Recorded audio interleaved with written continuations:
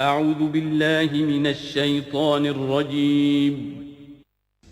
بسم الله الرحمن الرحيم.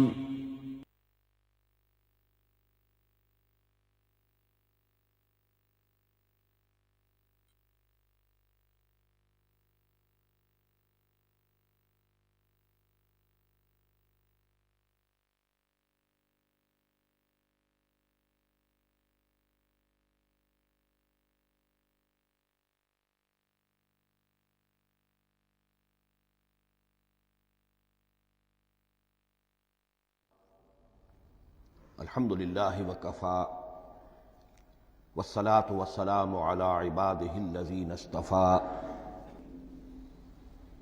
خصوصاً علی افضلہم وخاتم النبیین محمد الامین وعلی آلہ وصحبہ اجمعین. اما بعد فقد قال اللہ تبارک وتعالی کما ورد فی سورۃ الزخرف: اعوذ باللہ من الشیطان الرجیم بسم اللہ الرحمن الرحیم. حامیم والکتاب المبین انا جعلناہ قرآنا عربیا لعلکم تعقلون وَإِنَّهُ فِي أُمِّ الْكِتَابِ لَدَيْنَا لَعَلِيٌّ حَكِيمٌ. وقال تبارک وتعالی کما ورد فی سورۃ الواقعہ: فلا اقسم بمواقع النجوم وإنه لقسم لو تعلمون عظیم انه لقرآن کریم فی کتاب مکنون لا یمسہ الا المطہرون تنزیل من رب العالمین. وقال عز وجل کما ورد فی آخر سورۃ الفجر: بل هو قرآن مجید فی لوح محفوظ. صدق اللہ العظیم. رب اشرح لی صدری ویسر لی امری واحلل عقدۃ من لسانی یفقہوا قولی. اللہم ربنا الہمنا رشدنا واعذنا من شرور انفسنا. اللہم ارنا الحق حقا وارزقنا اتباعہ وارنا الباطل باطلا وارزقنا اجتنابہ.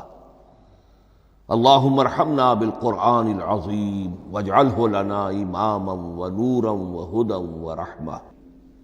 اللہم ذکرنا منہ ما نسینا وعلمنا منہ ما جہلنا وارزقنا تلاوتہ آناء اللیل وآناء النہار واجعلہ لنا حجتا یا رب العالمین آمین.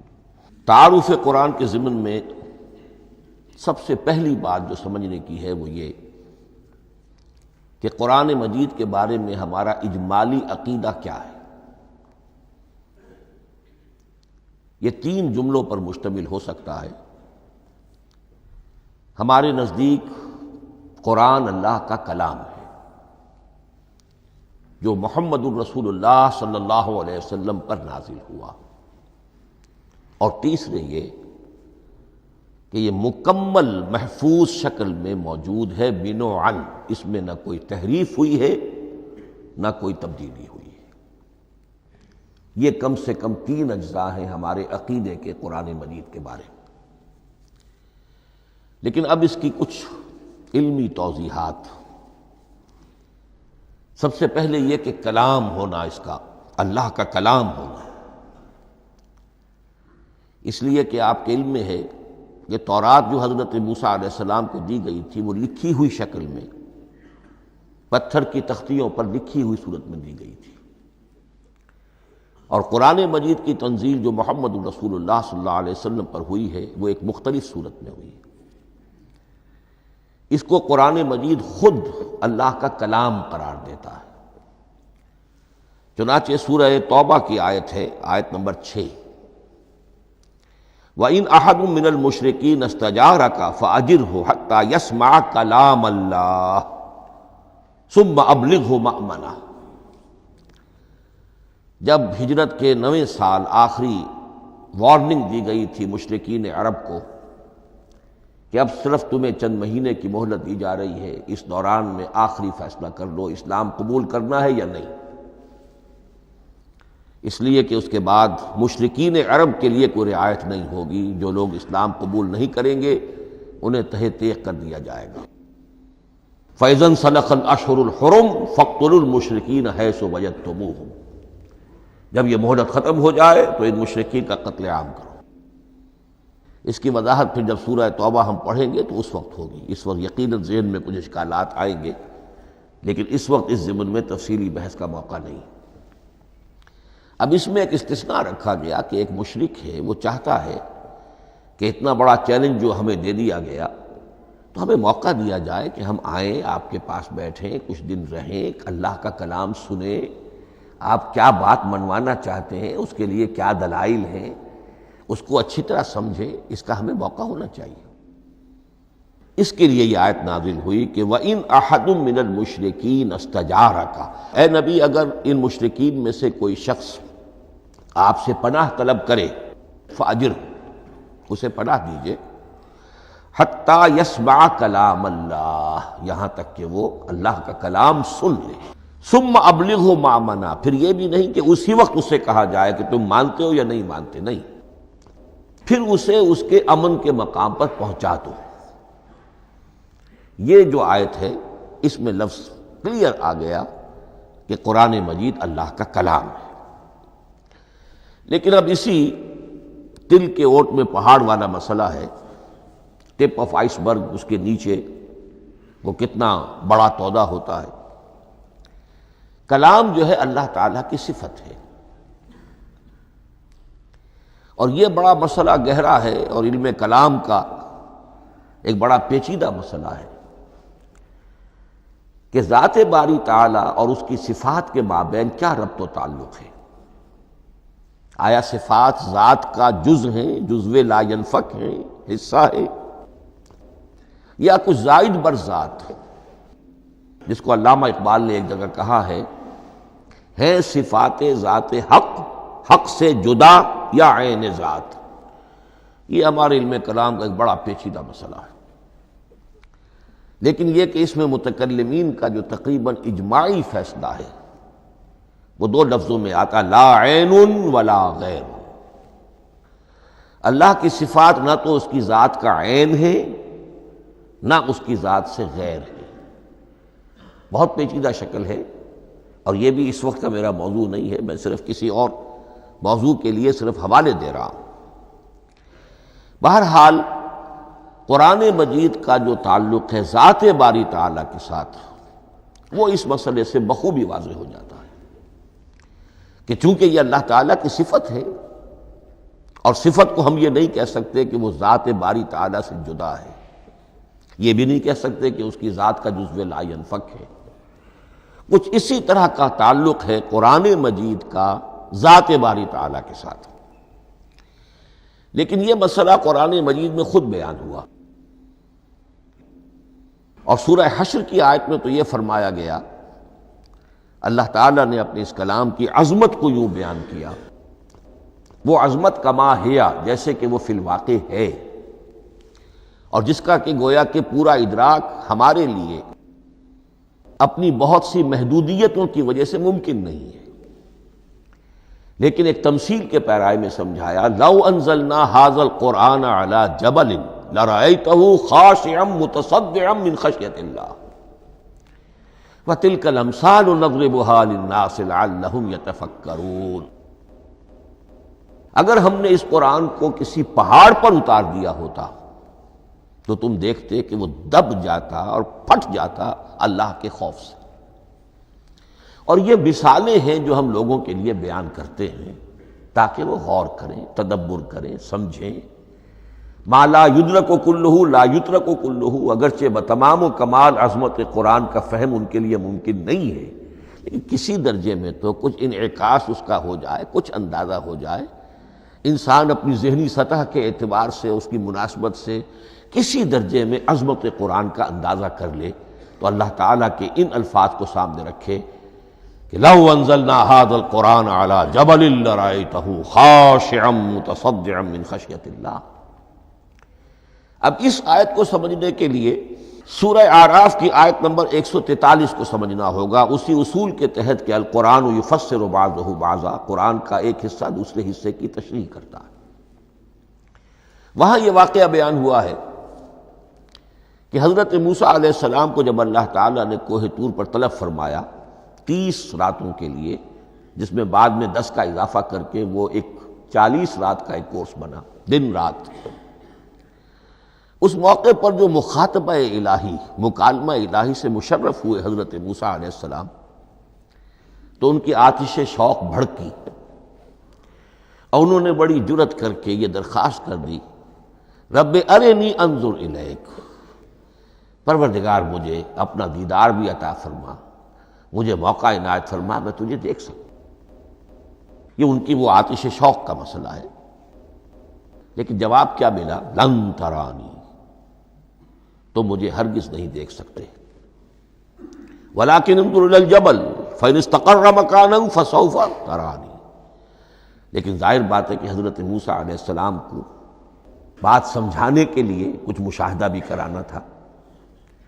فرمایا تم مجھے نہیں دیکھ سکتے، البتہ اس سامنے کے پہاڑ پر نگاہ جماؤ، ہم اس پر اپنی ایک تجلی ڈالیں گے۔ یہ اگلی الفاظ کے اندر وضاحت ہے، میں یہاں پہلے سے بیان کر رہا ہوں سمجھانے کے لیے۔ اگر وہ پہاڑ ہماری اس تجلی کو، تجلی کسے کہتے ہیں؟ جلا، روشنی، تو اللہ تعالیٰ کی طرف سے کوئی خاص اس کے نور کا جب پرتو ہوتا ہے کسی شے پر تو وہ اس کی تجلی ہے۔ ہم اپنی ایک تجلی اس پہاڑ پر ڈالیں گے، اگر وہ اس کو جھیل جائے، اپنی جگہ کھڑا رہ جائے، تو تم سمجھنا کہ شاید تم بھی ہمیں دیکھ سکو۔ فلما تجلی ربہ للجبل، اب یہاں وہ لفظ آ گیا، جب اللہ نے تجلی اپنی پہاڑ پر ڈالی، جعلہ دکا وخر موسیٰ صعقا، وہ پہاڑ ریزہ ریزہ ہو گیا اور حضرت موسیٰ بے ہوش ہو کر گر گئے۔ اب یہ بے ہوش ہو کر گر جانا، جبکہ وہ تجلی براہ راست بھی نہیں ہے، بالواسطہ ہے۔ مشاہدہ جو کر رہے حضرت موسیٰ وہ بالواسطہ ہے، تجلی پہاڑ پر ہے، لیکن یہ کہ اس کا بھی بالواسطہ اس کا جو ہوا ہے، اس کی جو تاثیر ہوئی حضرت موسیٰ علیہ السلام پر کہ وہ اس کی تاب نہ لا سکے اور بے ہوش ہو کر گر گئے۔ یہاں سے یہ بات سمجھ میں آتی ہے کہ یہ تجلی یہ ذات باری تعالیٰ تھی جس نے کوہ طور کو جلا کر بھسم کر دیا یا ٹکڑے ٹکڑے کر دیا، ریزہ ریزہ کر دیا۔ اب ذات الہی کے ساتھ جو تعلق ہے کلام الہی کا، اور یہ صفت جو لا عین ولا غیر کے درجے میں ہے ذات کے ساتھ، تو وہی تاثیر اس کلام الہی کی بھی ہے۔ لو انزلنا هذا القرآن على جبل لرأيته خاشعا متصدعا من خشية الله وتلك الامثال نضربها للناس لعلهم يتفكرون۔ اس حقیقت کو اس دور میں میں اپنے مطالعے کی محدودیت کا اعتراف کرتے ہوئے عرض کر رہا ہوں کہ میرے نزدیک جس قدر پرشکوہ انداز میں علامہ اقبال نے بیان کیا ہے اسی کیفیت کو، وہ شاید اس کی کوئی مثال نہ مل سکے۔ فاش گویم آنچ در دل مزمرست، یہ کتابیں نیست چیزیں دیگر است، میں صاف ہی کہہ دیتا ہوں جو میرے دل میں چھپی ہوئی بات ہے۔ فاش گویم آنچ در دل مزمرست، یہ کتابیں نیست، اس قرآن کو کتاب نہ سمجھنا، یہ کچھ اور شے ہے، چیزیں دیگر است۔ اب وہ چیزیں دیگر کیا ہے؟ وہی جو میں نے عرض کیا، ذات باری تعالیٰ اور کلام کا صفت باری تعالیٰ ہونا، اس کے بنا پر جو مناسبت ہے، جو قرب ہے، جو مشابہت ہے۔ مثل حق پنہاؤ ہم پیداستو، زندہ و پائندہ و گویاستو۔ اس کلام میں اللہ تعالیٰ کی ساری صفات کا انعکاس موجود ہے۔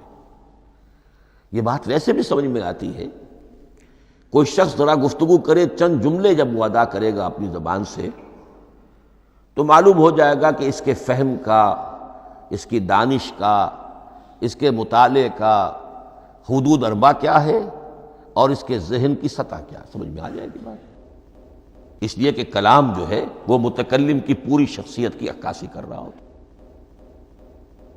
تانت بازی راگ پایا، چند جملے کسی نے کہا، پتہ چل گیا کہ یہ کس سطح کے آدمی ہیں، علمی اعتبار سے، معلوماتی اعتبار سے، تہذیبی اعتبار سے، کلچرڈ ہیں یا نہیں ہیں. یہ ساری باتیں چند جملوں میں واضح ہو جائیں گی.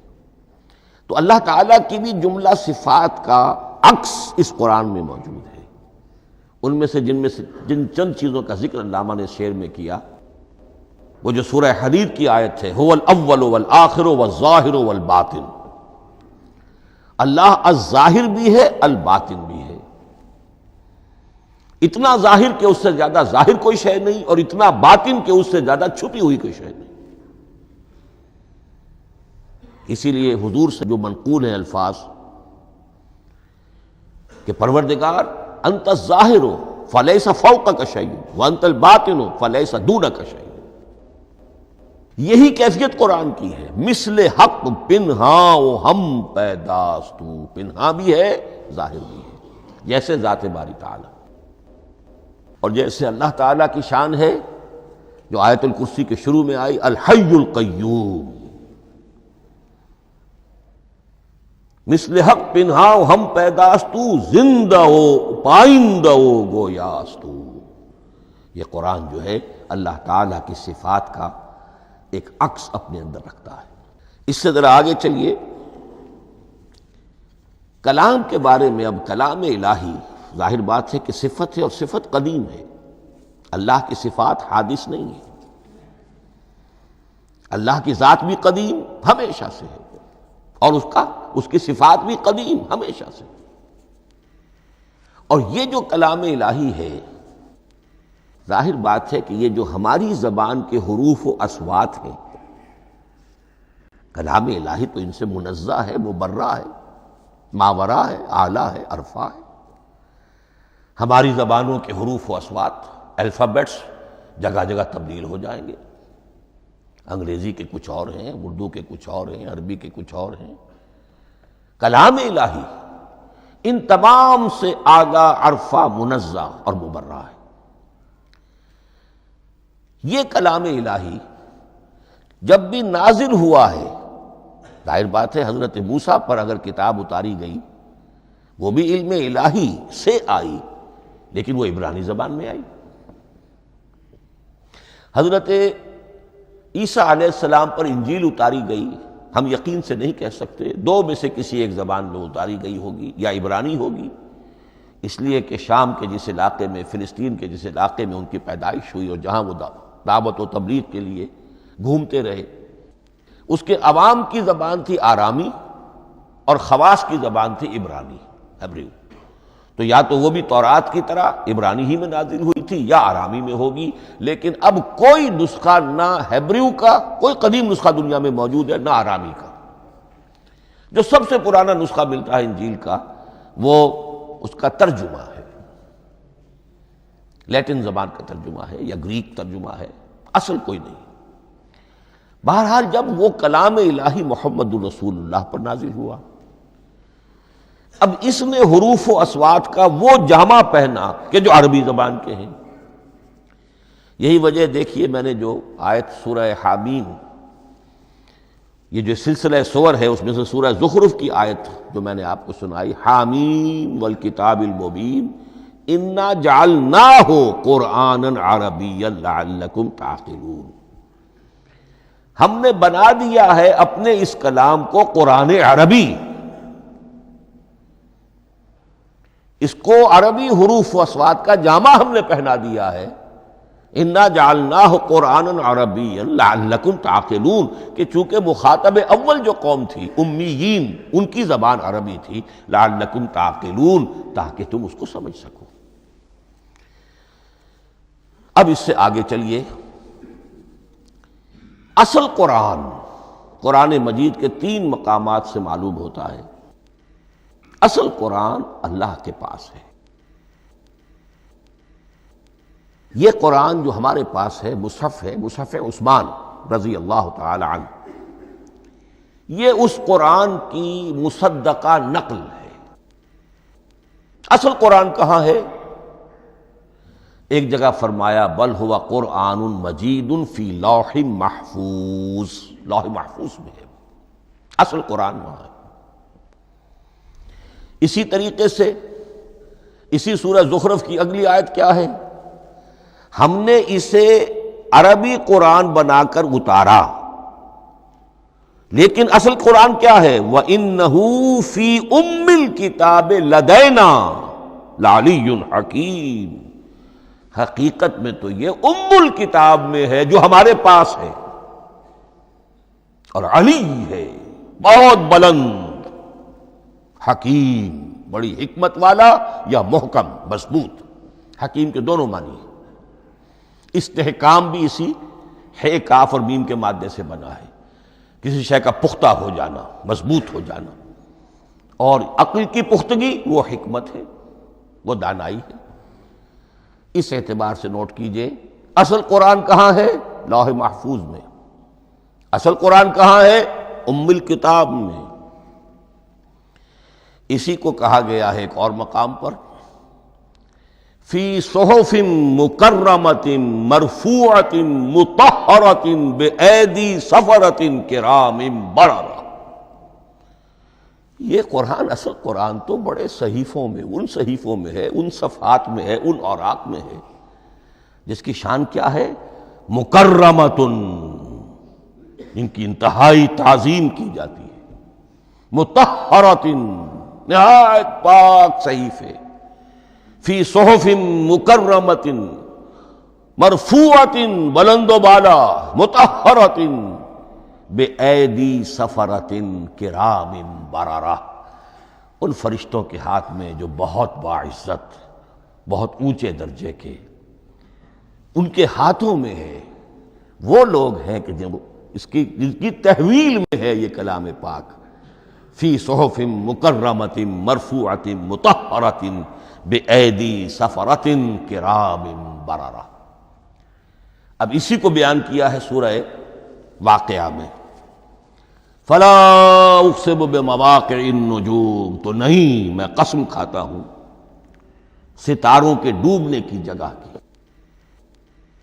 وَإِنَّهُ لَوْ تَعْلَمُونَ لَقَسَمٌ عَظِيمٌ، وَإِنَّهُ لَقَسَمٌ لَوْ تَعْلَمُونَ عَظِيمٌ، اور اگر تم جان سکتے تو یہ بہت بڑی قسم ہے جو ہم نے کھائی ہے، بہت بڑی گواہی ہے جو ہم نے پیش کی ہے۔ اب تدریجاً اس کا انکشاف ہو رہا ہے۔ یا آج جو تصور ہے بلیک ہولز کا، اس سے کچھ اندازہ ہوتا ہے یہ ستارے کہاں ڈوب جاتے ہیں، بڑے بڑے ستارے نسیم منسیہ ہو جاتے ہیں، ستارے نہیں، پوری گیلیکسیز اس میں گم ہو جاتے ہیں، وہ مقبرے ہیں بڑی بڑی گیلیکسیز کے۔ فلا اقسم بمواقع النجوم وانه لقسم لو تعلمون عظیم انه لقرآن کریم، یہ قرآن ہے بہت باعزت، فی کتاب مکنون، اور یہ اس کتاب میں جو چھپی ہوئی ہے۔ یہ لؤلؤ مکنون کا لفظ آتا ہے قرآن مجید میں، جیسے موتی ہوتے ہیں انہیں چھپا کر رکھا جاتا ہے ڈبیوں میں، مخملی ڈبیوں کے اندر موتیوں کو، اسی طریقے سے فی کتاب مکنون، لا یمسہ الا المطہرون، وہ صحیفے بھی بہت مطہرہ تھے اور ان کو چھو نہیں سکتے مگر وہی جو انتہائی پاک ہیں، ملائکہ مقربین، جن کے قریب سے بھی ہو کر معصیت یا گناہ کا کوئی تصور تک نہیں گزر سکتا، وہ ہیں جو اس کو چھوتے ہیں، ان کے ہاتھوں میں ہے، ان کی تحویل میں ہے۔ یہ ہے وہ چیزیں کہ جس سے اندازہ ہوا کہ اصل قرآن کہاں ہے۔ یہ جو ہمارے پاس ہے در حقیقت یہ نقل مطابق اصل ہے، مصدقہ نقل ہے۔ اب اس میں آپ سے عرض کر دوں کہ ایک بہت خوبصورت بات ہمیں جو ملتی ہے، تورات میں جو استثناء، جو صفر استثناء ہے، ڈیوٹرانومی، اس کے 18ویں باب میں 18ویں اور 19ویں آیات جو ہیں اس میں ذکر موجود ہے، میں ان کے لیے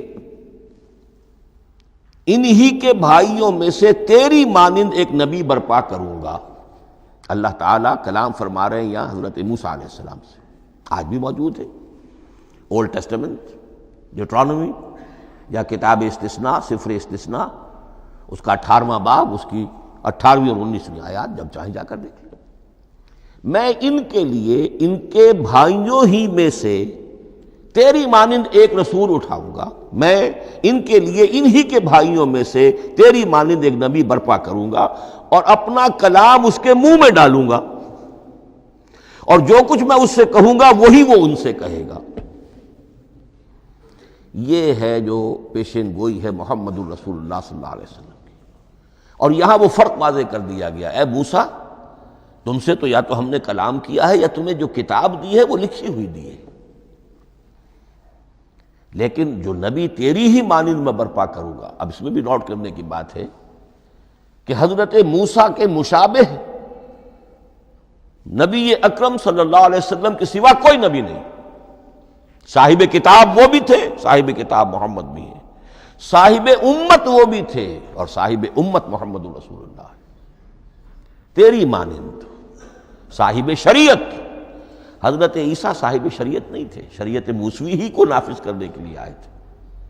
ان کی حیثیت دین موسوی کے مجدد کی تھی، ویسے نبی تھے، اللہ کے فضل و کرم سے نبی تھے، اس میں کوئی شک نہیں، رسول تھے، لیکن یہ کہ ان کے کام کی نوعیت کیا تھی، اس لیے کہ کوئی نئی شریعت لے کر نہیں آئے۔ اب بھی انجیل میں الفاظ موجود ہیں، don't think I have come to destroy law, یہ موزائک لا جسے یہ کہتے ہیں، شریعت موسوی، وہ تم پر نافذ رہے گی، تم اس کی پابندی کرو گے، چونکہ صاحب شریعت رسول یا موسیٰ یا محمد صلی اللہ علیہ وسلم علیہ الصلوۃ والسلام۔ تو میں ان کے بھائیوں میں سے، اب بھائی کون ہوں گے؟ ظاہر بات ہے بنی اسرائیل، ان کے کزنز کون ہیں؟ بنی اسماعیل۔ بنی اسرائیلی تو جو بھی نبی ہے وہ انہی میں سے ہے، ان کے بھائیوں میں سے، تو بھائی تو ہوگا، ان کا کزن ہوگا، اب وہ کون ہے؟ بنی اسماعیل۔ تو ان کے بھائیوں میں سے گویا کہ غیر اسرائیلی جو ان کے قریب ترین قرابت دار ہوں گے وہ بنو اسماعیل ہیں۔ تیرے مانند صاحب شریعت نبی میں برپا کروں گا، لیکن اس پر جو میرا کلام اترے گا وہ کس شکل میں اترے گا؟ میں اپنا کلام اس کے منہ میں ڈالوں گا، اور پھر وہ جو کچھ کہے گا وہ وہی کہے گا جو میں نے کہا ہے۔ اب اس کے حوالے سے ایک بہت اہم بات سمجھ لیجئے، اور قرآن مجید کے دو اہم مقامات کی وضاحت اس سے ہو جائے گی۔ یہ کلام اللہ، قرآن مجید میں اس کو قول جبرائیل بھی کہا گیا ہے۔ کلام اللہ حضرت جبرائیل کے ذریعے سے جب ادا ہوا ہے تو قول جبرائیل ہے، اور پھر جب وہ محمد الرسول اللہ کی زبانی ادا ہوا تو قول رسول ہے، قول محمد ہے صلی اللہ علیہ وسلم۔ یہ قول اللہ بھی ہے، قول جبرائیل بھی ہے، اور قول محمد بھی ہے بیک وقت۔ یہ بات دیکھیے سورۃ تکویر، اذا الشمس کورت، انہ لقول رسول کریم ذی قوت عند ذی العرش مکین مطاع ثم امین وما صاحبکم بمجنون۔ یہ یہاں پر حضرت جبرائیل کا ذکر ہو رہا ہے۔ وما ہوا بقول شیطان الرجیم، محمد تک اس قرآن کو لانے والا تو وہ بلند پائے کا فرشتہ ہے، یہ کوئی شیطان رجیم نہیں ہے۔ اس لیے کہ مکے والوں نے کہہ دیا تھا ہو سکتا ہے کوئی بدروح آئی ہو محمد پر، اور اس بدروح نے کوئی الٹی سیدھی بات سکھا دی ہو، نہیں۔ انہ لقول رسول کریم، یہاں رسول کریم کون ہے؟ حضرت جبرائیل۔ انہ لقول رسول کریم ذی قوت عند ذی العرش مکین، بڑی قوت والا اور جس کا بڑا اونچا مقام اور مرتبہ ہے عرش والے کے قریب۔ ذی قوت عند ذی العرش مکین مطاع ثم امین، وہ فرشتوں کے مطاع ہیں، فرشتے ان کی اطاعت کرتے ہیں، فرشتوں کے سردار ہیں، اور پھر ساتھ ہی پورے امین ہیں، جبرائیل امین، یہ ہم لفظ استعمال کرتے ہیں۔ اور اس کے بعد آگے جا کے فرمایا وما ہوا بقول شیطان الرجیم، یہ کسی شیطان رجیم کا قول نہیں ہے۔ اب یہاں اس سورہ تکویر میں قرآن کو قول جبرائیل قرار دیا گیا، لیکن سورۃ الحاقہ میں چلیے، اس کے آخر میں آتا ہے انہ لقول رسول کریم وما ہوا بقول شاعر قلیلا ما تؤمنون ولا بقول کاہن قلیلا ما تذکرون تنزیل من رب العالمین۔ یہاں اب رسول کریم سے مراد محمد الرسول اللہ صلی اللہ علیہ وسلم۔ یہ کسی شاعر کا قول نہیں ہے، کسی کاہن کا قول نہیں ہے، یعنی جس کے زبانی یہ قرآن لوگوں کے سامنے آ رہا ہے۔ جبرائیل کا قول ہو کر تو محمد پر نازل ہوا صلی اللہ علیہ وسلم، لیکن اب لوگوں کے سامنے وہ قول محمد بن کر آ رہا ہے۔ انہ لقول رسول کریم وما ہوا بقول شاعر قلیلا ما تؤمنون ولا بقول کاہن قلیلا ما تذکرون تنزیل من رب العالمین۔ تو قرآن مجید کلام اللہ ہے، پھر وہ قول جبرائیل بنا جب جبرائیل نے آ کر محمد کو سنایا، اور پھر وہ قول محمد بنا جب محمد کی زبان مبارک سے لوگوں نے اسے سنا، اہل عرب نے سنا، اور پھر وہ بات پھیلتی چلی گئی۔ اب آخری بحث اس موضوع پر جو ہے وہ یہ ہے، کلام الہی کی 3 صورتیں ہیں جو قرآن مجید میں سورہ شورى کی آیت نمبر 51 میں بیان ہوئی ہے۔ وَمَا كَانَ لِبَشَرٍ أَن يُكَلِّمَهُ اللَّهُ، کسی بشر، کسی انسان کی یہ حیثیت نہیں ہے، مقام نہیں ہے کہ اللہ اس سے کلام کرے۔ یہ نہیں کہا کہ اللہ کے لیے ممکن نہیں ہے، نہیں، اللہ کے لیے تو ہر شے ممکن ہے، لیکن کسی بشر کا یہ مقام نہیں ہے کہ اللہ اس سے کلام کرے۔ مخلوق ہے، بشر ہے۔ ما کان لبشر ان یکلمہ اللہ الا اب 3 شکلیں آئیں، الا وحیا او من وراء حجاب او یرسل رسولا فیوحی باذنہ ما یشاء انہ علی حکیم۔ 3 صورتیں ہیں کلام الہی کی۔ یا تو براہ راست اللہ وحی کرتا ہے بغیر کسی فرشتے کی درمیان میں ذریعہ بنائے ہوئے، اسی کا نام الہام ہے، اسی کا نام تحدیث ہے۔ یہ غیر نبی کے ساتھ بھی ہوتا ہے۔ حضور نے فرمایا ہر نبی کی امت میں محدث ہوتے تھے جن سے اللہ کلام کرتا تھا، اور میری امت کا محدث عمر ہے رضی اللہ تعالی عنہ۔ محدث، محدث نہیں، محدث کے معنی ہے علم حدیث کا ماہر۔ امام بخاری محدث ہیں، امام مسلم محدث ہیں۔ محدث تحدیث سے مفعول بنا، جس سے بات کی جاتی ہے، محدث۔ اللہ بات کرتا ہے، اللہ دل میں ڈال دیتا ہے، القاء ہو جاتا ہے، الہام ہو جاتا ہے، کوئی فرشتہ درمیان میں نہیں، براہ راست۔ دوسری شکل کلام کی کیا ہے؟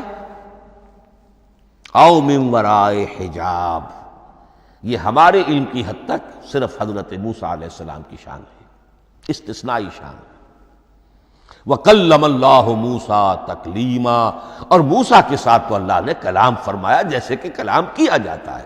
فرق کیا تھا؟ من وراء حجاب، پردہ تھا، دیکھ نہیں سکتے تھے۔ تبھی تو ان کی وہ آتش شوق بھڑکی تھی۔ کیا قیامت ہے کہ چلمن سے لگے بیٹھے ہیں، صاف چھپتے بھی نہیں، سامنے آتے بھی نہیں، کلام بھی فرما رہے ہیں، لیکن یہ کہ بات مجھے دیدار عطا کرنے کے لیے تیار نہیں۔ رب ارنی انظر الیک۔ لیکن یہ جو کلام ہے ہمارے علم کی حد تک براہ راست اس دنیا میں حضور سے ہوا ہے معراج کی شب، لیکن وہ 7ویں آسمان پر ہوا۔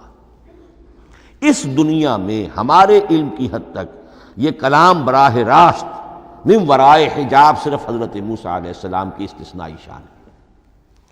اور تیسرا ہے او یرسل رسولا فیوحی باذنہ ما یشاء، یا تیسری صورت یہ کہ اللہ کسی پیغامبر کو بھیجتا ہے جو وحی کرتا ہے جو اللہ چاہتا ہے۔ یہ تیسری شکل ہے وحی کی۔ قرآن مجید اس تیسری شکل میں نازل ہوا ہے محمد الرسول اللہ صلی اللہ علیہ وسلم پر۔ حضور کو جو الہام ہو جاتے تھے، جو حضور کو القاء ہو جاتا تھا، جو آپ کے دل میں براہ راست اللہ کی طرف سے وحی آتی تھی، وہ قرآن میں شامل نہیں ہے۔ اگرچہ حضور کے خواب بھی سچے تھے، وہ بھی اللہ کی طرف سے ہوتے تھے، شیطان کی آمیزش نہیں ہو سکتی تھی، لیکن یہ بھی قرآن میں شامل نہیں ہے۔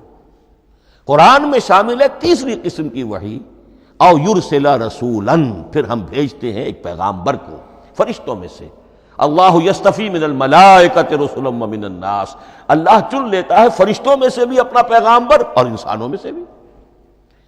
تو فرشتے کے ذریعے سے ایک فرشتہ جو اللہ سے لیتا ہے اور انسان رسول انسان تک پہنچا دیتا ہے۔ اب وہ رسول انسان، رسول بشر جو ہے وہ اپنے ہم نوع ہم جنس لوگوں کو پہنچاتا ہے۔ تو اللہ یستفی من الملائکۃ رسلا ومن الناس، یہاں وہی بات فرمائی، او یرسل رسولا فیوحی باذنہ ما یشاء، پھر وہ وحی کرتا ہے اللہ کے حکم سے جو اللہ چاہتا ہے۔ یہ کلام الہی کی یہ تیسری شکل ہے جو محمد الرسول اللہ صلی اللہ علیہ وسلم پر نازل ہوا، اور وہ ہے قرآن حکیم۔ اب ایک اور بحث جو علمی ہے وہ یہ ہے کہ حضور پر جو اس کا نزول ہوا اس کی کیفیات کیا تھی۔ دو الفاظ استعمال ہوتے ہیں، انزال بھی اور تنزیل بھی۔ ان دونوں میں فرق کیا ہے اس کو نوٹ کر لینا چاہیے۔ لغوی اعتبار سے جان لینا چاہیے، نزل ینزل کسی کا خود اترنا، نازل ہونا، اترنا۔ انزل ینزل دفعتاً اتار دینا، کسی اور نے کسی شے کو دفعتاً نیچے اتار دیا۔ یہی مفہوم نزلہ کے ساتھ بے لگ جائے تو آ جاتا ہے، با کے ساتھ نزلہ بہی، یہ اتارنے کے مفہوم میں آئے گا۔ لفظی ترجمہ یہ بھی کر سکتے وہ اترا اس شے کے ساتھ۔ نزل بہ الروح الامین، اس کو لے کر نازل ہوا خود روح الامین فرشتہ علی قلبک، اے محمد صلی اللہ علیہ وسلم آپ کے قلب مبارک پر۔ تو نزل بے اور انزال اس کے معنی ایک ہی ہے، لیکن اگلا لفظ ہے تنزیل، نزل ینزل تنزیلا، اس کے معنی ہے رفتہ رفتہ، تدریجاً، نجمن نجمن، تھوڑا تھوڑا کر کے، وقفے وقفے سے اتارنا۔ جیسے عربی میں اعلام کہیں گے کسی کو کچھ بتا دینا، باخبر کر دینا، مطلع کر دینا، بھائی مطلع کر دیا میں نے، اب تم جانو تمہارا کام، یہ اعلام کہلائے گا۔ تعلیم کسے کہتے ہیں؟ سکھانا، درجہ بدرجہ، دیکھنا اس کی استعداد کیا ہے، آج یہ کیا بات سمجھ سکتا ہے، میں اتنے ہی درجے تک سمجھاؤں، اب کل میں اسے مزید سمجھاؤں گا، پرسوں مزید سمجھاؤں گا۔ یہ درجہ بدرجہ کسی شے کو سمجھانا، یہ تعلیم ہے۔ تو انزل ینزل انزالا، یہ ہے اتار دینا دفعتاً، اور نزل ینزل تنزیلا، یہ ہے تدریجاً اتارنا۔ اب قرآن مجید کے لیے یہ دونوں الفاظ مستعمل ہیں، لیلۃ القدر اور لیلۃ المبارکہ۔ اب یہ دو بھی نوٹ کر لیجئے، قرآن مجید میں چونکہ اہم مضامین کم سے کم دو جگہ پر ضرور آتے ہیں۔ انا انزلناہ فی لیلۃ القدر، یہاں انزلنا ہے، نزلنا نہیں ہے، انزلنا ہے، ہم نے اتارا اس کو لیلۃ القدر میں۔ اور باقی صورت تو آپ کو یاد ہوگی، وما ادراک ما لیلۃ القدر، لیلۃ القدر خیر من الف شہر، تنزل الملائکۃ والروح فیہا باذن ربہم من کل امر، سلام ہی حتی مطلع الفجر۔ لیکن یہ اہم مضمون قرآن مجید میں دوسری جگہ بھی ہے، سورہ دخان کے شروع میں فرمایا حامیم والکتاب المبین انا انزلناہ فی لیلۃ مبارکۃ انا کنا منذرین فیہا یفرق کل امر حکیم امرا من عندنا انا کنا مرسلین رحمتا من ربک انہ هو السمیع العلیم۔ یہ لیلۃ المبارکہ ہے، ایک ہی ہے، لیلۃ القدر اور لیلۃ المبارکہ، ان دونوں کے لیے وہی انزلنا کا لفظ آیا۔ لیکن یہ کہ سابقہ کتابوں کے اعتبار سے قرآن مجید کا فرق واضح کیا گیا ہے۔ مثلا سورہ نساء کی آیت نمبر 136 بہت نمایاں ہے، بہت نمایاں ہے۔ وہاں فرمایا گیا یا ایھا الذین آمنوا آمنوا باللہ ورسولہ والکتاب الذی نزل علی رسولہ والکتاب الذی انزل من قبل۔ اے ایمان کے دعوے دارو، حقیقتاً ایمان لاؤ، ایسے ایمان لاؤ جیسے ایمان لانے کا حق ہے، اللہ پر بھی اور اس کے رسول پر بھی، اور اس کتاب پر بھی جو اللہ نے اپنے رسول پر نازل فرمائی، اور اس کتاب پر بھی جو اللہ نے پہلے نازل فرمائی۔ لیکن نازل کے لیے یہاں آیا حضور کے لیے والکتاب الذی نزل علی رسولہ، تنزیل کی شکل میں، اور تورات کے لیے والکتاب الذی انزل من قبل، وہ تو دفعۃ واحدا لکھی ہوئی تختیوں کی شکل میں حضرت موسیٰ علیہ السلام کو دے دی گئی تھی۔ تو یا ایھا الذین آمنوا آمنوا باللہ ورسولہ والکتاب الذی نزل علی رسولہ والکتاب الذی انزل من قبل۔ یہ جو تنزیل ہوئی ہے حضور پر، یعنی لیلۃ القدر میں جو رمضان مبارک میں ہے، پورا قرآن لوح محفوظ سے، کتاب مکنون سے، ام الکتاب سے نقل کر کے اتار دیا گیا سمائے دنیا تک۔ پہلا آسمان جسے ہم کہتے ہیں سمائے دنیا، وہ آسمان جو قریب ترین ہے دنیا کے، وہاں سے اب یہ درجہ بدرجہ تھوڑا تھوڑا چند آیتیں، چند سورتیں، پھر آیتیں، پھر سورتیں، یہ نازل ہوا محمد الرسول اللہ صلی اللہ علیہ وسلم پر۔ گویا کہ پہلا مرحلہ انزال کا ہے، پورا قرآن لوح محفوظ یا کتاب مکنون یا ام الکتاب سے نقل کر کے اتار دیا گیا سمائے دنیا تک۔ یہ ہے انزل ینزل انزالا، انا انزلناہ فی لیلۃ القدر انا انزلناہ فی لیلۃ مبارکہ۔ لیکن محمد الرسول اللہ پر یہ نازل ہوا اب تھوڑا تھوڑا، نجمن نجمن، درجہ بدرجہ، تدریجن۔ یہ ہے تنزیل۔ اس تنزیل کی حکمت قرآن مجید میں بیان ہوئی ہے، اور اس اعتبار سے کہ اہل عرب نے، اہل مکہ نے اعتراض کیا تھا کہ یہ پورا قرآن کیوں نہیں محمد ایک ہی مرتبہ پیش کر دیتے صلی اللہ علیہ وسلم۔ اس میں جو چیز مضمر تھی وہ یہ تھی کہ چونکہ یہ حقیقت میں اللہ کا کلام نہیں ہے، یہ محمد کا اپنا کلام ہے، تو کوئی شاعر دنیا میں ایسا نہیں ہے جو ایک دم اپنا پورا دیوان دے دے۔ وہ تو ساری عمر میں تھوڑا تھوڑا، آج غزل کہی، کل قصیدہ کہا، پرسوں کچھ اور کہا، پھر وہ جمع ہوتا ہے تو وہ دیوان بنتا ہے۔ اسی طریقے سے تو یہ کر رہے ہیں۔ اگر یہ اللہ کا کلام ہوتا تو بیک وقت آ جاتا۔ یہ تو ذرا محنت کرتے ہیں، کچھ اس کے اندر اس کو اپنی محنت سے کوشش کر کے کچھ موضوع کرتے ہیں، کلمات، الفاظ، اور اس طریقے سے رفتہ رفتہ لے کر آ رہے ہیں۔ اس لیے ان کا اعتراض نقل ہوا ہے یہ وقال الذین کفروا لولا نزل علیہ القرآن جملۃ واحدۃ، انہوں نے کیوں نہیں اترا یہ قرآن پورا کا پورا ایک ہی بار؟ یہ اعتراض تھا۔ اس اعتراض کے جو جوابات دیے گئے ہیں وہ نوٹ کیجئے کہ لوگوں کے حق میں یہ مفید ہے، یہ پورے قرآن کا تحمل ایک وقت میں کر نہیں سکتے۔ یہ پورا قرآن تو ایک ہی مرتبہ اگر پہاڑ پر بھی اتار دیا جاتا تو وہ پھٹ جاتا، دب جاتا۔ وَقُرْآنًا فَرَقْنَاهُ لِتَقْرَأَهُ عَلَى النَّاسِ عَلَى مُكْثٍ وَنَزَّلْنَاهُ تَنزِيلًا، سورہ بنی اسرائیل آیت 106۔ یہ وہ قرآن ہے جس نے ہم نے جس کو ٹکڑے ٹکڑے کر کے، فرق نہ ہو، فرق توڑ دینا، تھوڑا تھوڑا کر کے ہم نے کر دیا، لِتَقْرَأَهُ عَلَى النَّاسِ عَلَى مُكْثٍ، تاکہ آپ اسے پڑھ کر سنائے لوگوں کو وقفے وقفے سے،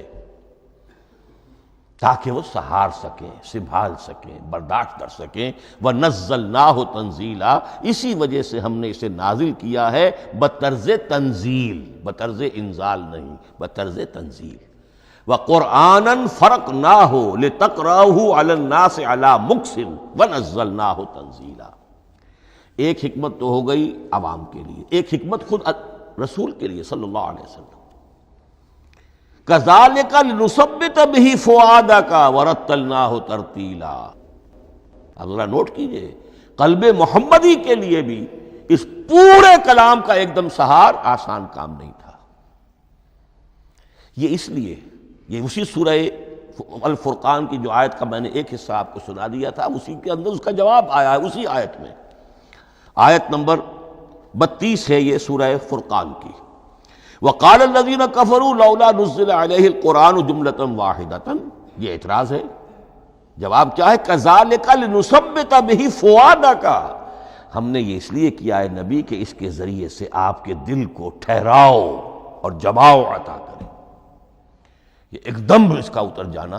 انا سنلقی علیک قولا ثقیلا، بڑا بھاری بوجھ ہے، ناقابل برداشت ہے، تاکہ رفتہ رفتہ آپ کا دل، اس کے اندر تقویت بڑھتی چلی جائے، اس کے اندر اور اس کا تحمل جو ہے اس کی صلاحیت بڑھتی چلی جائے۔ کذالک لنثبت بہ فؤادک ورتلناہ ترتیلا، اسی لیے ہم نے تھوڑا تھوڑا کر کے نازل کیا ہے۔ ولا یاتونک بمثل الا جئناک بالحق واحسن تفسیرا، ساتھ ہی فرمایا کہ یہ لوگ جو بھی اعتراض کریں گے ہم اس کا جواب بھی اور بہترین تعویل بھی آپ کو دے دیں گے۔ اب اگلی بحث یہ ہے یہ قرآن کب اور کہاں نازل ہوا۔ یہ عام معلوماتی شے ہے، اس میں کوئی پیچیدگی نہیں ہے، لیکن اس کی اہمیت ہے بہت ضروری ہے، وہ میں انشاءاللہ اگلی بحث میں جب کہ قرآن کے سمجھنے کے جو اصول ہیں ان کو بیان کروں گا تو وضاحت سے بات آئے گی۔ یہ کہ یہ عام معلوماتی ایک ہمارے ذہن میں خاکہ رہنا چاہیے، زمان و مکان کا کیا رشتہ ہے قرآن کے ساتھ۔ قرآن نازل کب ہوا؟ ہمارا چونکہ عام طور پر جو معمول ہے، ہم تو جو کرسچین ایرا ہے اس کے حوالے سے ہمارے ذہن کے اندر سارا حساب کتاب ہے، تو سن 610 عیسوی سے لے کر 632 عیسوی تک شمسی حساب سے 22 سالوں میں قرآن نازل ہوا ہے۔ 571 حضور کی ولادت کا سال ہے، 571 عیسوی۔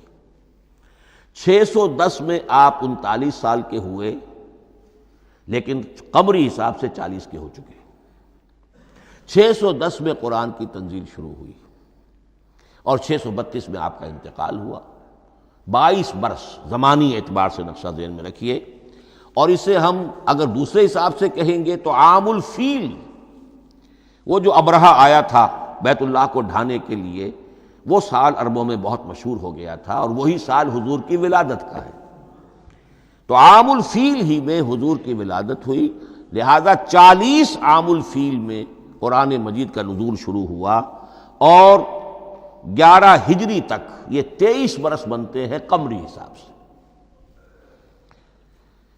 ایک رائے یہ بھی ہے کہ قرآن کا نزول 20 برس میں ہوا ہے، اور اس میں وضاحت یہ ہے کہ پہلے 3 سال اللہ تعالیٰ نے ایک فرشتے کو، حضرت اسرافیل علیہ السلام کو مامور کیا تھا حضور کی تعلیم پر۔ دنیاوی اعتبار سے حضور نے کوئی تعلیم حاصل نہیں کی، آپ امی تھے، آپ نے دنیاوی اعتبار سے کسی کے سامنے زانو تلمس طے نہیں کیا، کہیں کوئی تعلیم حاصل نہیں کی، کہیں کوئی تحصیل علم نہیں کی، لیکن اللہ تعالیٰ نے علمہ شدید القوا، اللہ تعالیٰ نے جو کچھ انہیں سکھایا ہے، جو علم انہیں عطا کیا ہے، تو ایک روایت یہ ہے کہ 3 برس تک، اور اس کے بعد پھر قرآن نازل ہونا شروع ہوا تو 20 برس تک قرآن نازل ہوا۔ لیکن وہ لوگ بھی مانتے ہیں کہ سورہ علق کی آیتیں نازل ہو چکی تھی، پھر 3 برس کا وقفہ ہے۔ سورہ علق کی آیتیں کیا ہے؟ جو پہلی وحی ہے، اقرأ بسم ربک الذی خلق، خلق الانسان من علق، اقرأ وربک الاکرم الذی علم بالقلم، علم الانسان ما لم یعلم۔ گویا کہ بسم اللہ ہو رہی ہے محمد الرسول اللہ صلی اللہ علیہ وسلم کی تعلیم کی، اور جن گھرانوں میں یہ رواج ابھی تک چل رہا ہو، بسم اللہ بچوں کی کراتے ہیں، ایک تقریب کی شکل میں منعقد کرتے ہیں، ہمارے ہاں یہ رواج تھا، اب ہم چھوڑ چکے ہیں، کہ جو تقریب بھی حضور کی اور صحابہ کی زندگیوں سے ثابت نہ ہو، ہمیں کوشش کرنی چاہیے کہ ان تقریبات کا سلسلہ منقطع کریں۔ ما انا علیہ واصحابی، ہماری تقریبات جو ہیں وہ بس وہیں تک محدود رہنی چاہیے۔ بہرحال وہ جو ایک چلتی ہے روایت، 4 سال 4 مہینے 4 دن کا بچہ یا بچی ہو تو بسم اللہ یہی آیتیں پڑھی جاتی ہیں۔ پڑھ تو نہیں سکتا، انگلی رکھ کر پڑھانے والا کوئی عالم دین بیٹھ جاتا ہے سامنے، وہ نہا دھو کر بچہ یا بچی بیٹھی ہوئی ہے، اور اس کو اقرأ بسم ربک الذی خلق، خلق الانسان من علق، اقرأ وربک الاکرم الذی علم بالقلم، علم الانسان ما لم یعلم۔ اب اس میں تو سارا پڑھنے پر زور ہے، حصول علم پر زور ہے، کسی تبلیغ کا حکم ہی نہیں، ابھی رسالت کا کوئی تذکرہ کچھ بھی نہیں، اس میں تو قیامت کا بھی کوئی ذکر نہیں۔ اب اس کے بعد روایت یہ ہے کہ 3 برس تک پھر حضرت اسرافیل دن رات حضور کے ساتھ رہے ہیں اور آپ کی تعلیم ہوئی ہے، اور پھر 3 برس کے بعد پھر وحی کا سلسلہ شروع ہوا ہے، واللہ عالم۔ لیکن یہ کہ جب سورہ اقرا نازل ہو چکی ہے اس کی 5 آیتیں، تو وہ 3 برس بھی اس کا وقفہ شمار ہوں گے، زمانہ نزول پھر وہی 23 برس رہے گا۔ اسی کے ساتھ میں نے عرض کیا تھا کہ دوسری بات یہ کہاں نازل ہوا قرآن۔ ایک لفظ میں تو یہ سمجھ لیجئے یہ حجاز میں نازل ہوا۔ حجاز جزیرہ نماء عرب کا ایک خاص حصہ ہے، پہاڑی سلسلہ، یوں سمجھ لیجئے، اس کو ذہن میں رکھیے۔ جزیرہ نماء عرب جو ہے وہ شمال سے جنوب کی طرف چوڑا ہوتا جاتا ہے، شمال میں شام اور عراق کی طرف جاتا ہے تو وہ تنگ ہے، پھر نیچے چوڑا ہو رہا ہے۔ اس کا جو مغربی ساحل ہے جس پر جدہ کی بندرگاہ بھی ہے، ینبو کی بھی ہے، اس کے کہیں وہ ایک میدان شروع ہوتا ہے ساحل سے، کہیں وہ بہت مختصر ہے، کہیں خاصا چوڑا ہے، اس کو کہتے ہیں تہامہ۔ پھر ایک پہاڑی سلسلہ ہے، اس کو کہتے ہیں حجاز۔ یہ پہاڑی سلسلہ جو ہے اس کے بعد جو ہے وہ نجد کہلاتا ہے، وہ سطح مرتفع ہے، پلیٹو۔ تو یہ تین حصے ہیں جزیرہ نماء عرب کے جغرافیائی اعتبار سے، اور حجاز کہتے بھی ہیں پردے کو، حاجزن، پردہ جو دو چیزوں کے درمیان حائل ہو جائے۔ تو یوں سمجھیے کہ یہ فلیٹ ہے نجد کا، اور یہ فلیٹ ہے میدان، یہ ہے تہامہ کا، اور درمیان میں یہ پہاڑی سلسلہ کھڑا ہوا ہے، تو یہ گویا کہ ان دونوں کو جدا کر رہا، یہ حجاز ہے۔ اس حجاز ہی کا شہر مکہ ہے، اس حجاز ہی کا شہر مدینہ ہے، اس حجاز ہی کا شہر طائف ہے، اس حجاز ہی کی آخری ٹپ سمجھ لیجئے تبوک ہے۔ تو حضور صلی اللہ علیہ وسلم کی پوری زندگی آغاز وحی کے بعد سے لے کر وہ اسی علاقے کے اندر، پہلے آپ مکے میں تھے، قرآن مجید کی جو صورتیں اس دور میں نازل ہوئیں یا آیتیں نازل وہ مکیات کہلاتی ہیں۔ پھر آپ نے ہجرت کی، اور ہجرت کر کے جب آپ جا رہے تھے اس دوران میں بھی کچھ قرآن نازل ہوا اثناء ہجرت میں۔ پھر آپ مدینے تشریف فرما ہوئے، اب وہ ہم کہتے ہیں مدنی قرآن، لیکن مدنی قرآن سارا مدینے میں نازل نہیں ہوا۔ آپ کبھی جا رہے کسی مہم پر، کسی جنگ کے لیے، غزوہ بدر کے لیے آ گئے ہیں، تو وہاں جو آیات نازل ہو رہی ہیں وہ مدینے میں تو نہیں ہو رہی۔ براڈ تقسیم تو یہی ہے، مکی مدنی۔ ہجرت سے قبل جو کچھ نازل ہوا وہ مکی، ہجرت کے بعد جو کچھ نازل ہوا وہ مدنی۔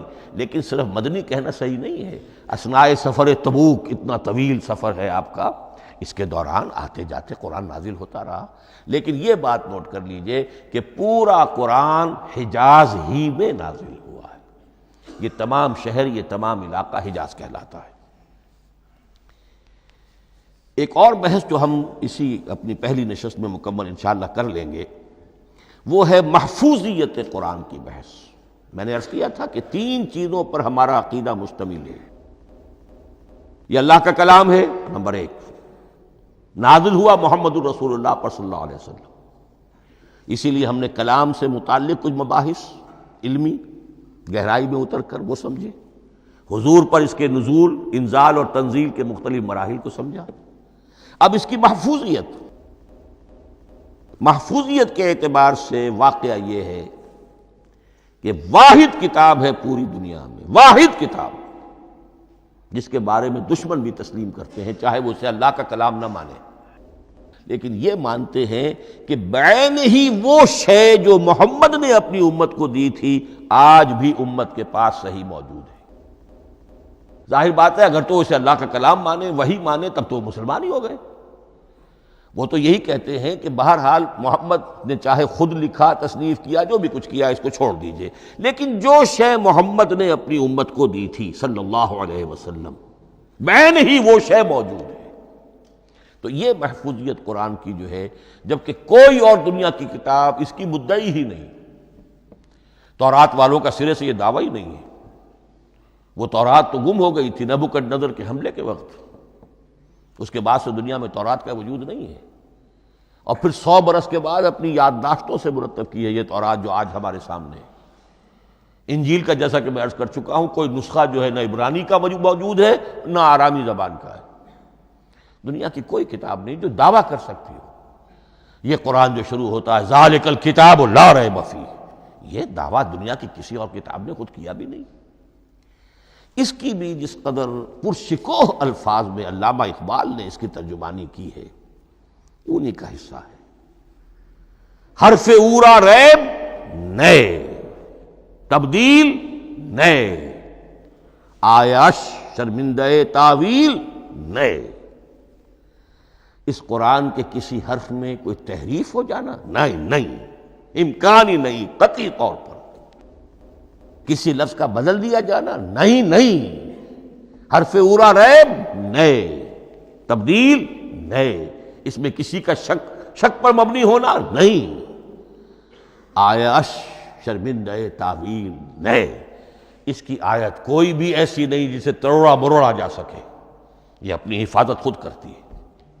لا یاتیہ الباطل من بین یدیہ ولا من خلفہ، حامیم السجدہ کی آیت نمبر 42، اس پر باطل حملہ آور ہو ہی نہیں سکتا۔ انا نحن نزلنا الذکر وانا لہ لحافظون، ہم ہی نے یہ الذکر نازل کیا ہے اور ہم ہی اس کی حفاظت کرنے والے ہیں۔ جہاں تک پہلے ٹکڑے کا تعلق ہے اس آیت مبارکہ کا، اس میں تو تورات بھی آئے گی۔ تورات کس نے نازل کی؟ اللہ نے نازل کی۔ انجیل کس نے نازل کی؟ اللہ نے نازل کی۔ انا انزلنا التوراۃ فیہا ھدی ونور، یہ سورہ مائدہ میں الفاظ ہیں۔ انجیل کے بارے میں بھی ہم نے انجیل عطا کی عیسیٰ کو، فیہ ھدی ونور، لیکن یہ کہ انا نحن نزلنا الذکر، اس کو اس قدر تاکید کے ساتھ کہہ کر وَإِنَّا لَهُ لَحَافِظُونَ، اور ہم ہی اس کے محافظ ہیں۔ لیکن اس موضوع پر اہم ترین مقام جو ہے قرآن مجید کا، وہ سورہ قیامہ کی یہ آیات ہے، لا تحرک بہ لسانک لتعجل بہ۔ جب قرآن نازل ہوتا تھا حضور جلدی جلدی زبان کو حرکت دیتے تھے، یاد کر لیں، مبادا کہیں بھول جاؤ، مبادا کوئی لفظ جو ہے تبدیل ہو جائے۔ یہ مشقت جو آپ جھیل رہے تھے، اس سے اللہ نے روک دیا از راہ شفقت اور محبت۔ لا تحرک بہ لسانک لتعجل بہ، ان علینا جمعہ وقرآنہ، ہمارے ذمے ہے اس کو جمع کر دینا، آپ کے سینے میں جمع کر دیں گے اس کو۔ اور صرف جمع کرنا نہیں، قرآن، ترتیب۔ قرآن ہوتا ہے پڑھا جاتا ترتیب سے، یعنی ترتیب نزولی۔ یہ بعد میں ہماری علیحدہ بحث بھی آئے گی کہ ترتیب نزولی اور ہے، ترتیب مصحف اور ہے۔ یہ ترتیب بھی ہم کروا دیں گے، یہ بھی ہمارے ذمے ہے۔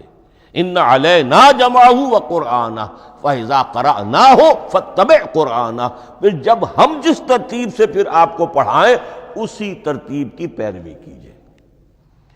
یہ جو ہے کہ قرآن کا جمع اور تدوین، یہ بھی اللہ تعالیٰ نے اس کی ضمانت لی، اور اس کی ترتیب بھی اللہ تعالیٰ ہی کی ضمانت سے ہے۔ اس اعتبار سے محفوظیت قرآن کے یہ دونوں پہلو ہمارے سامنے رہنے چاہیے۔